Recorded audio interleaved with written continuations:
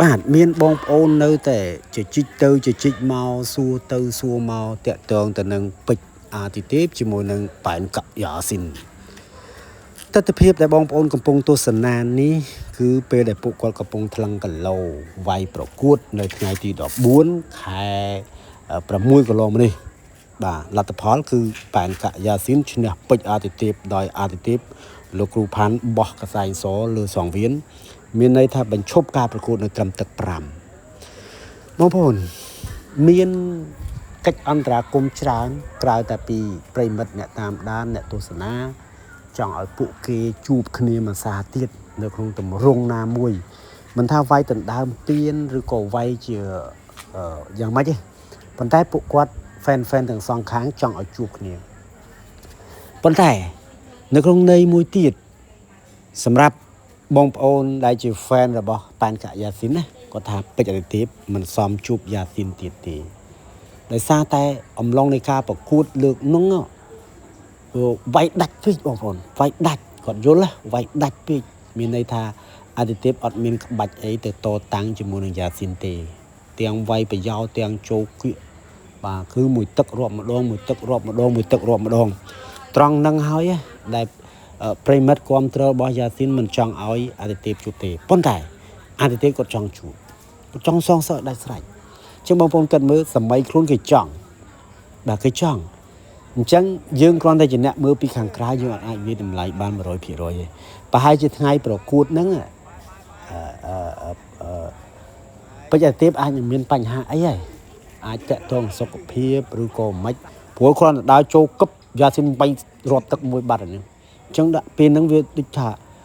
អ្វី reflect វាអត់ទាន់ណាបាទអញ្ចឹងខ្ញុំគិតថាអាទិទេពគាត់នឹងមានកលឹះអីមួយសម្រាប់ការជួបលើក្រោយនេះហើយលោកគ្រូផាន់ក៏ឯកភាពដែរឥឡូវយើងមកសួរយោបល់យ៉ាស៊ីនវិញហើយនឹងលោកគ្រូថេនយ៉ាស៊ីនគាត់ថាអត់បញ្ហាចង់ជួបពេលណាក៏បានបាទចង់ដាក់ខ្សែក្បាត់ចង់ដាក់ពៀនអត់បញ្ហា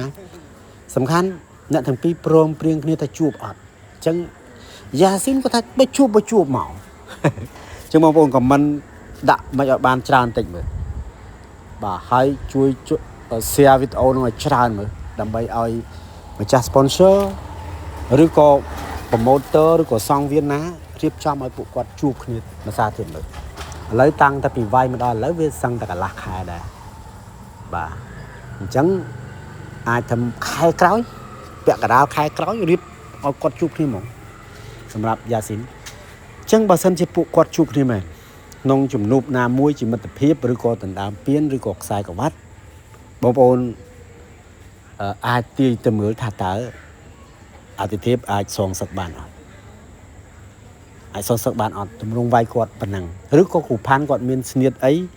ផ្លាស់ប្ដូរនៃការយុទ្ធសាស្ត្រក្នុងការវាយមិនកុំឲ្យចូលទៅត្រង់ពេកមតិមួយចំនួនថាអាទិទេពគាត់ចូលវាយត្រង់ពេកអញ្ចឹងយ៉ាស៊ីនគេដឹងបាទគេដឹងពីចំហនៃក្បាច់ចាប់ក្បាច់បានអាទិទេពគ្មានអីវាយមួយយ៉ាស៊ីនបានទេអំឡុងពេលដែលប្រកួតកន្លងមកនេះបាទអញ្ចឹងសរុបមកវិញប៉ុណ្ណេះបងប្អូនចង់ឲ្យពួកគាត់ជួបបងប្អូនជួយ comment មកឲ្យបានច្រើនបងប្អូនកាន់ជើងខាងអាទិទេពក៏ចូល comment បងប្អូនជា fan របស់យ៉ាស៊ីនក៏ចូល comment ដើម្បីឲ្យបានច្រើនទៅឲ្យដឹងថាតើអូ promoter ឬក៏ sponsor ក៏ដឹងថាអាយ៉ាគូនេះនៅមានចំណាប់អារម្មណ៍ខ្លាំងសម្រាប់បងប្អូនអ្នកទស្សនាទាំងក្នុងប្រទេសនិងក្រៅប្រទេសបាទអញ្ចឹងខ្ញុំក៏ពេញចិត្តដែរបើសិនជាគាត់ជួបគ្នាមែនតោះបងប្អូន comment ម្នាក់មួយសម្រាប់វីដេអូមួយនេះបាទ